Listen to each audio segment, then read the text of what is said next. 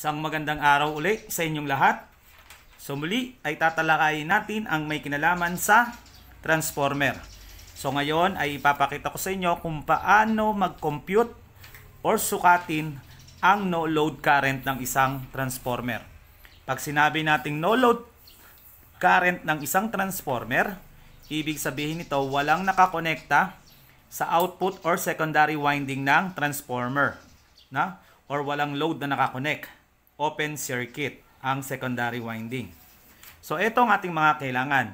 So transformer, fuse holder with fuse, digital multimeter, AC line cord with plug, at ang ating alligator clip na may wire. So una muna, aalamin natin kung ilan ang terminal ng isang secondary winding or terminal output ng secondary winding. So dito sa ating example na gagamitin, so meron ditong tatlong terminal.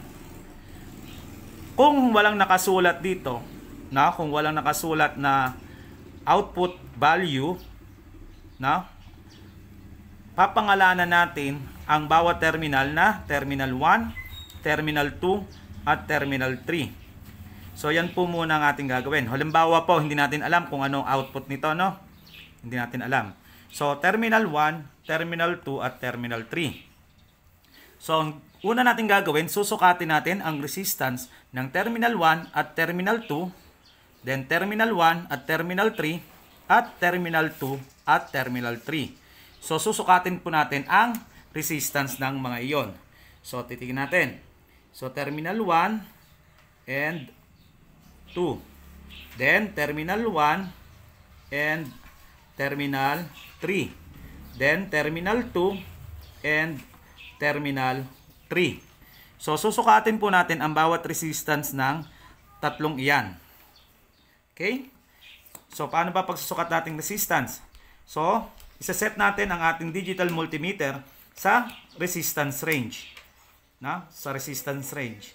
So gumagamit ako ng alligator clip para mas madaling ikabit at hindi nanginginig ang kamay. Minsan kasi sa pagsusukat, nanginginig ang ating kamay. So sa gamit ang alligator clip na ito, may iwasan natin yung panginginig kasi minsan nakaka-apekto yan sa resistance measurement. So ilalagay ko muna ang isang terminal, ang isang alligator clip sa terminal 1.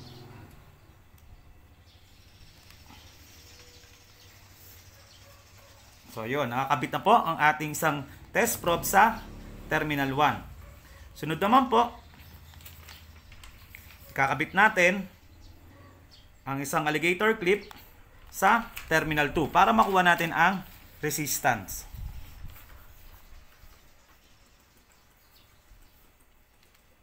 So ayan po. So nakakonekta na po tayo sa terminal 1 at terminal 2. So ang kanyang resistance ay 1.4 ohm. So resistance natin dito, so R is 1.4 ohm. So yan po ang terminal 1 and 2, resistance ng terminal 1 and 2.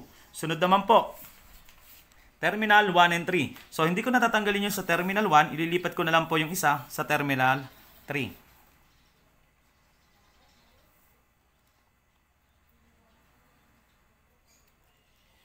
So yun po, nailipat ko na po sa terminal 3. So kung mapapansin natin, ayan po, siya po ay 2.7 or 2.8 ohms, So terminal 1 and 3 ay 2.7. So mas matagal siya sa 2.7. So ilagay natin dito ang 2.7 ohms. So yan, next naman po, yung terminal 2 and 3 ang kukuha na natin ng resistance. So ililipat ko po yung nasa terminal 1 doon sa terminal 2.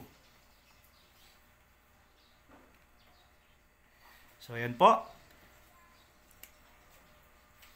So sa terminal 2 and 3, ang kanyang resistance ay 1.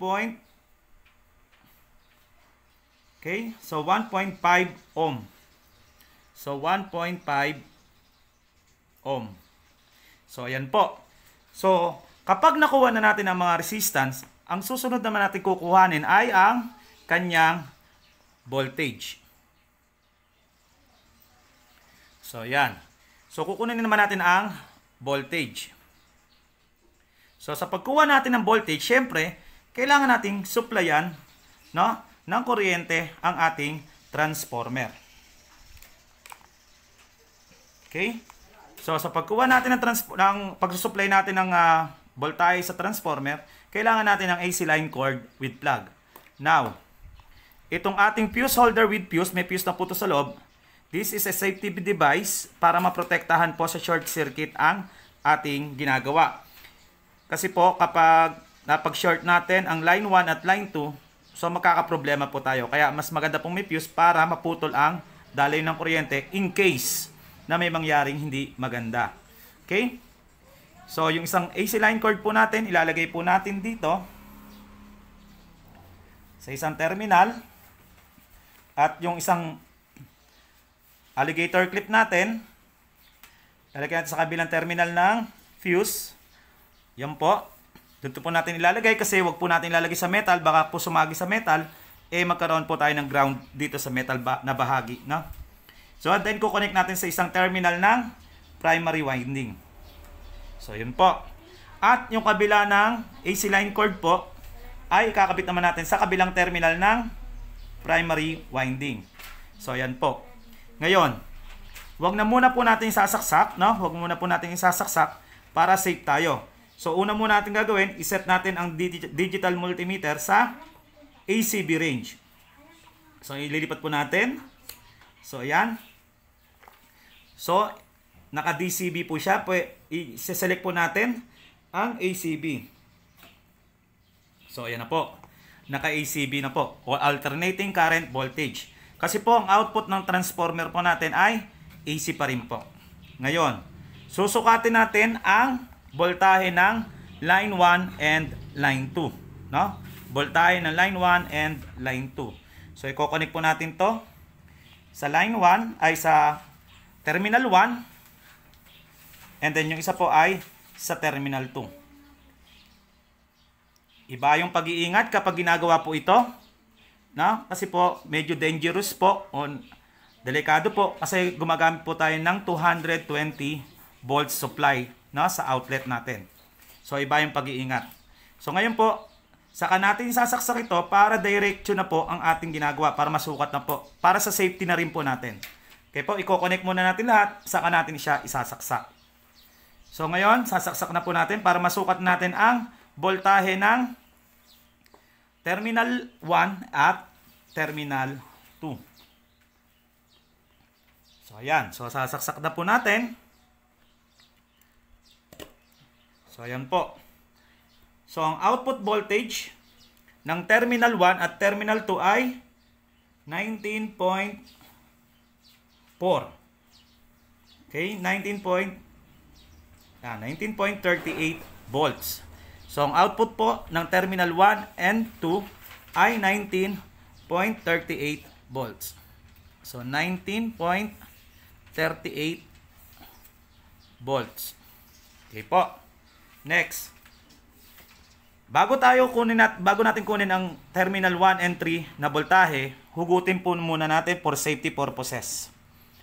So, yan. Hugutin po muna natin. Saka natin ilipat yung terminal, yung alligator clip sa kabila. Okay po. Tatandaan po, hugutin muna bago ilipat ang terminal. Okay? So yan, nakakonect na po tayo sa line 1 or sa terminal 1 at sa terminal 3. Then, saksak na po uli natin para makuha natin ang voltahe ng terminal 1 and terminal 3. So yan po. So ang voltahe po natin ay 38.8. Na 38.8 volts. So, ang voltahe po ng terminal 1 and 3 ay 38.8 volts. Sunod na po natin susukatin ay ang terminal 2 and 3. Ulitin po natin. Kailangan po hugutin po natin muna bago natin ilipat ang alligator clip doon sa terminal 2 and 3.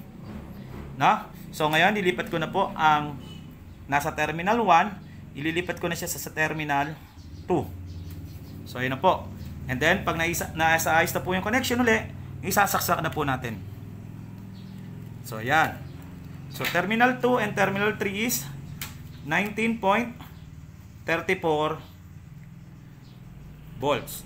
So, 19.34 volts. Okay po. Hugutin na po natin. Ngayon po,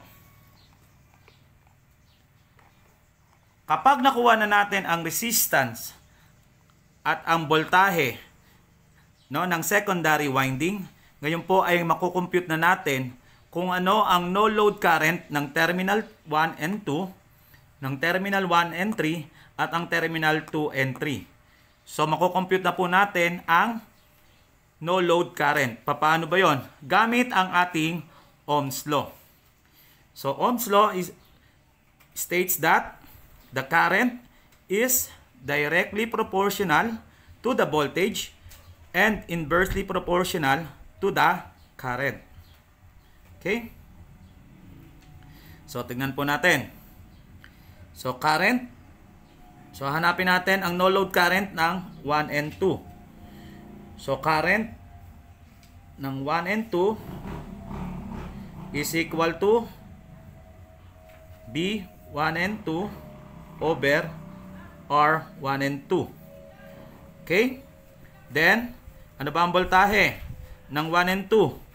So, 19.38 volts over 1.4 ohm. Okay po. So, ayan po ang ating computation.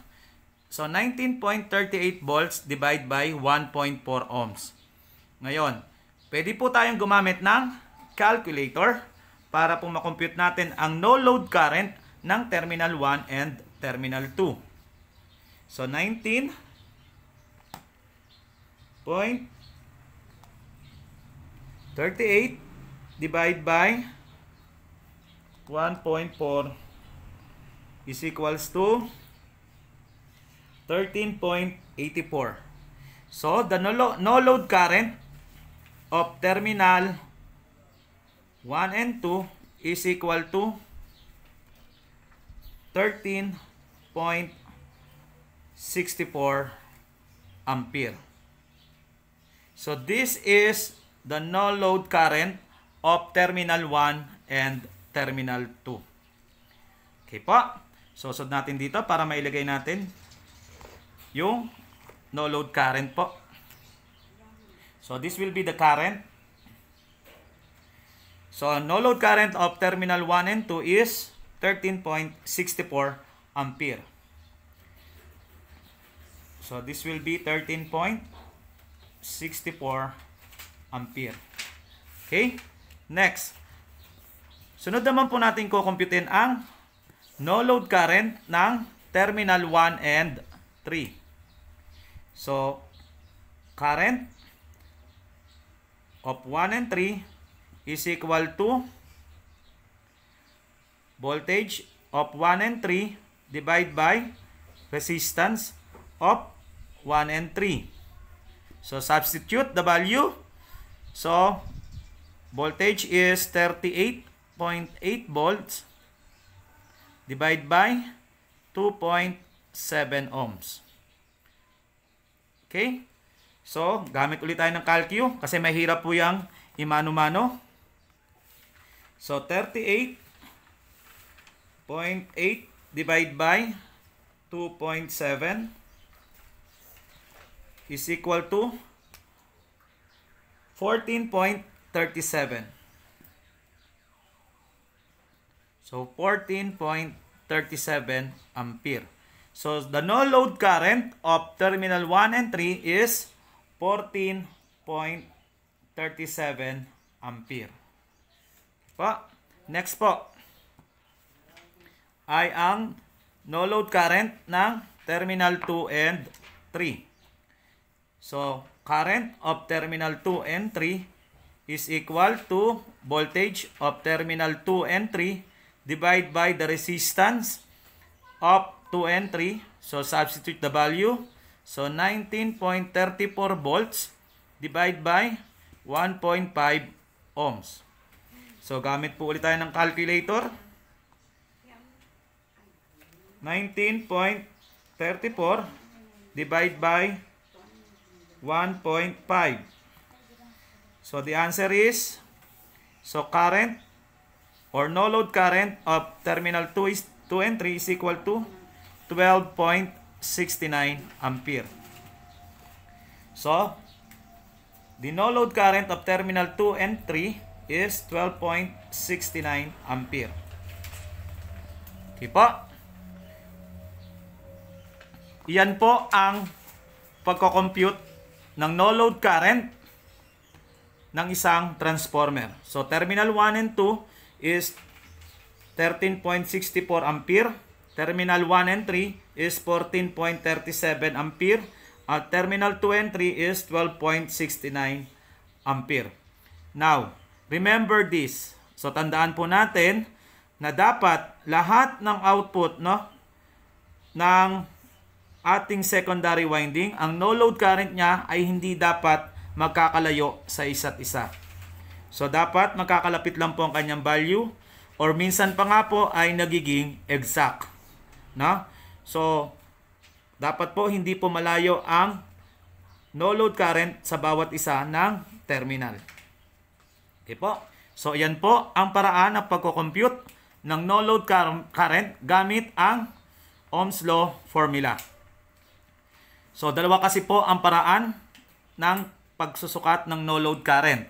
So, sa next video po, ipapakita ko kung paano naman yung isa pang paraan para ma-compute or masukat, no?